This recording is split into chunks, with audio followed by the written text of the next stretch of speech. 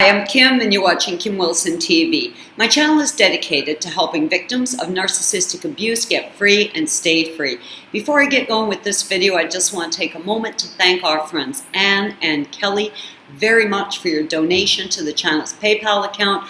All donations to the channel in the month of December are going towards surgeries and a new wheelchair for a new little dog. His name is Marley, and I have introduced him in other videos. He was once a paraplegic Mexican street dog who is now resting quite comfortably on my sofa. Thank you so much, ladies. I want to talk a little bit today about the Narcissist Agenda, this hamster wheel that they just seem to be trapped in, enslaved to, absolutely in a state of utter servitude to this hamster wheel, this constant looping of their life, the constant predatory state of looking for new supply, finding the new supply, love bombing, idealizing, devaluing, dumping, discarding, and over again they go.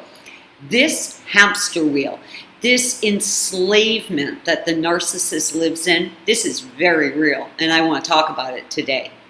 It comes up a lot when people are really hurt by the fact that the narcissist moves on so quickly.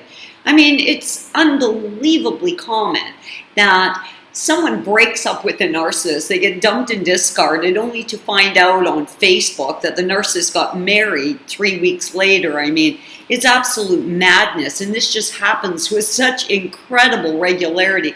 If it's happened to you, I know it's not funny, but come on. I mean, what type of a strange anomaly is that to happen over and over again? You would think the victims were cluing in, but somehow they keep getting away with it. Now, with that said, everything about the narcissist's life is absolutely enslaving them to the agenda.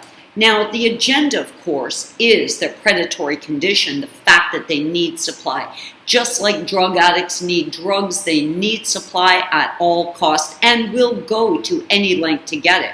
They're desperate for supply. Now, once a narcissist is in that predatory state and hunting for supply, the steps are always the same. And for those of you who've been hurt because the narc moved on, and many of you have said to me, well, what's happening? Do you think he's happy? Do you think he really loves this person or she? Whether or not your narc's male or female. Do you think she really loves this guy? No, of course not. No, the narc's not happy. The narc is running the hamster wheel. They can't stop. They can't break stride. It never changes for them. If you're wondering what your narc is doing right now, running the hamster wheel.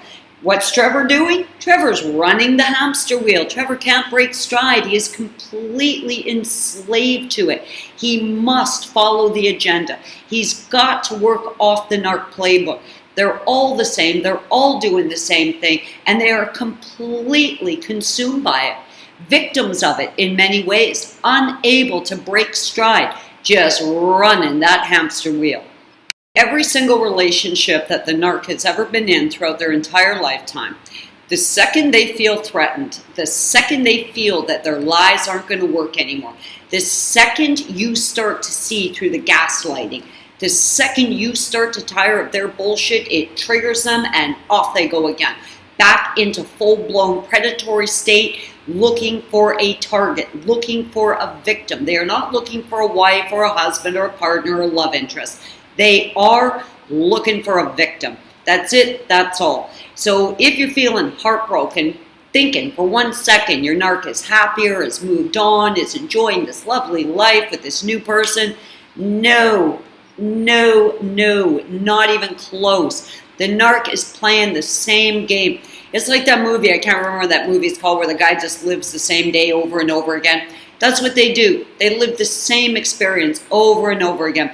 They sense that they're going to be exposed. They sense they're going to be abandoned. They go into full-blown narc delusional thinking, crazy, magical, twisted thinking, and right away they start prepping this new victim, start to devalue you, plan for your departure so they can get this new person in. They're playing the game. They're triangulating. It's all the same. future faking the hell out of the new victim. What a wonderful life they're going to have together. Meanwhile, back at the ranch, we know exactly what's coming. It's always the same. Never once have I heard of a case where a narc moved on to a new partner and had a happy life. It just doesn't work that way. They wallow in misery their entire lives, always ready to replace whoever they think is catching on, always ready to go back on the hunt, back on the prowl. Their predatory need for supply far outweighs anything else in their lives. And this course of targeting, that predatory state, targeting, capturing, idealizing, devaluing, dumping, discarding, it's always the same. Always. What happened to you is happening to the new victim, and it happened to the victim before you. Now, I'm just going to tell you this quick story. One time I was in the kitchen making dinner. Trevor was in the bathtub, and I'm thinking to myself, pieces of the puzzle are starting to come together for me. And I'm considering the situation I'm in at that moment with Trevor. And I'm thinking about things his mom and dad had said to me, things I had kind of observed with his exes. And I'm thinking to myself, this thing seems to be looping in his life. Like, he seems to be repeating the same pattern. So I burst into the bathroom, and he's in the tub there, and I say, hey, Trevor, aren't you tiring of this? You've done this over and over and over again your entire life. He would sabotage his own career, sabotage his own relationships, destroyed his own relationships with his kids. He did it. I could see he did it, and I could see he had been doing it over and over his entire life. I mean, since he was a young guy. I think his first son was born when he was 13 years old or 14 years old or something. And I think the girlfriend was like 13 or 14 too. And since that age, since, a young teen like that to a middle-aged man, he had just repeated the same thing over and over again. All of the relationships ended in absolute disaster. And I'll tell you, there's a big difference between a relationship ending on a healthy note, two people deciding they don't belong together and moving on, and remaining friends with each other. I've never had a bad breakup. I don't know what that looks like short of Trevor. I've just never seen it before, and that's why I think I was so caught off guard. I mean, typically, two intelligent people come together and say, hey, for whatever reason, this ain't working. Let's shake hands. Let's be friends. Adios. And typically, if you act like a civilized person, a relationship will end on a civilized note. But not with these things. It always ends bad, and I could really see that. All of Trevor's exes were venomous. I mean, absolutely venomous. They appeared to be crazy. They appeared to be absolutely spinning out of control, and that was the residual effect of the abuse they experienced at Trevor's hands. I mean, I know that now. I didn't know it then, but I certainly know it now. It's always the same. Nothing is going to change for them. And you have to understand, too, that their homes, their careers, their kids, any interests that they have, any sports teams they play in, everything is kind of like floating around that center core, that core of predator. It's always about finding someone who has a soul they can extract, finding someone who's going to be a good victim, a good target, someone who's going to give them the supply they need. It is at the core of their entire lives, and they are slaves to that, and it is that causes the hamster wheel, and truly, they cannot break stride or stop running it. Sorry, I got off track. I burst into the bathroom and I say to him, Trevor, you've been doing this your whole life. Aren't you tired of this? Honestly, the first time ever that I saw what appeared to me to be genuine humility, I know now that it was his narc guilt and shame that was washing over him. But you could just see in his body language and the look on his face and that dead stare in his eyes that he was absolutely washed over with guilt and shame. It was like I had just ripped the Band-Aid of his life off and there was this open wound. He identified it. I could see he got it in that moment. Yes, I'm repeating it. I'm doing the same thing over and over again. I guess it was the first time I had ever seen what I thought was a vulnerability in him, but it wasn't. It was this narc shame, this narc guilt that they just can't stand. And honestly, he just wilted. I mean, he absolutely wilted. I'm looking at him, seeing this frail, vulnerable, fully exposed narc from hell just wilt.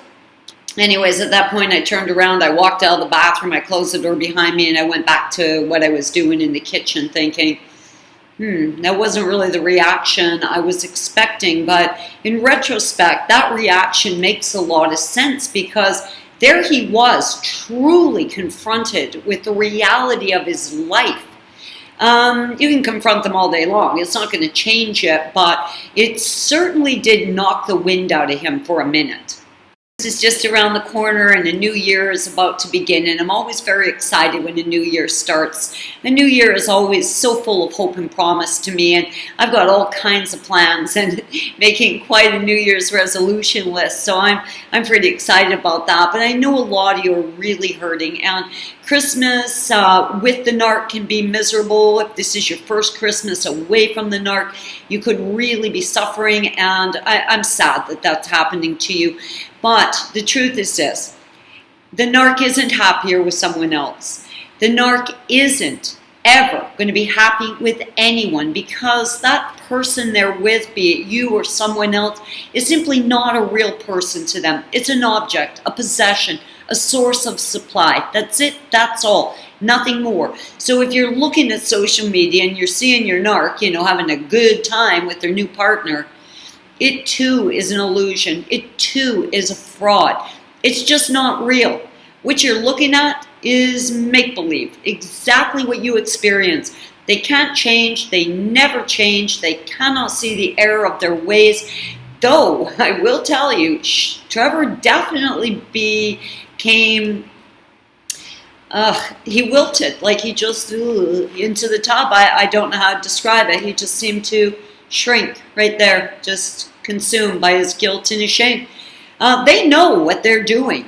And you would think if they could stop, they would stop, because not only do they cause an incredible amount of grief and suffering for other people, they too are suffering. They're really suffering. Like, this narc injury is real. This fear of exposure and abandonment, this is real. I mean, they live in such a horrible, horrible emotional state, such a state of delusion, and it can't be a happy place for them. I mean, not that I care, it's not my problem.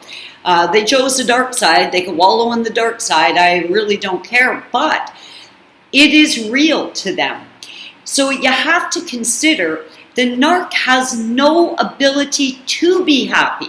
They just don't have it. You have to have human qualities to be happy. You have to be able to genuinely feel love and compassion and empathy for your fellow man. You have to authentically love the people in your life, your parents, your children.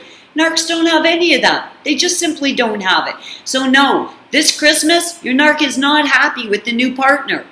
To realize that you were replaced in a blink of an eye is one thing, but really coming to understand that your replacement was set up well before you left is absolutely heartbreaking, humiliating for me, very,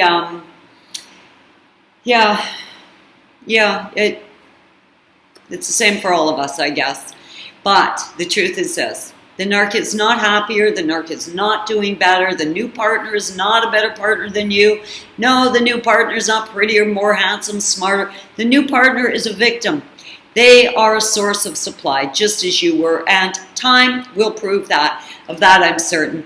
Anyways, guys, I want to say happy holidays to everybody, and if you're feeling bad today, New Year's starting, and for me, a new year is just always so full of new promise, new hopes, new opportunities, and I am most certainly working on my New Year's resolutions and making a list of some of the things I want to accomplish in 2019, and it certainly has given me a sense of hopefulness. Keep your list realistic. Make your list baby steps, do what you got to do, but start thinking about the future, because each and every one of us has got a very bright future ahead of us. I'm Kim. You're watching Kim Wilson TV. I hope you're having a great narc-free day.